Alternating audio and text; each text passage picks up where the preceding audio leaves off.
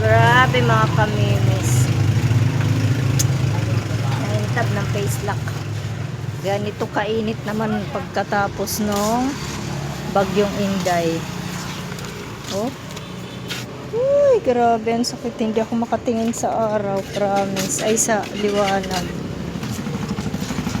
Buti na lang tong tindahan ko pinaikutan ko ng ganyan.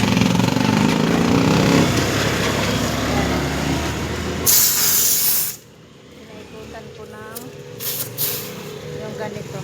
Grabe, tingnan niyo po ang init. Dito kami sa Cavite, ganito. Oh. Grabe. Oh. Ay, init.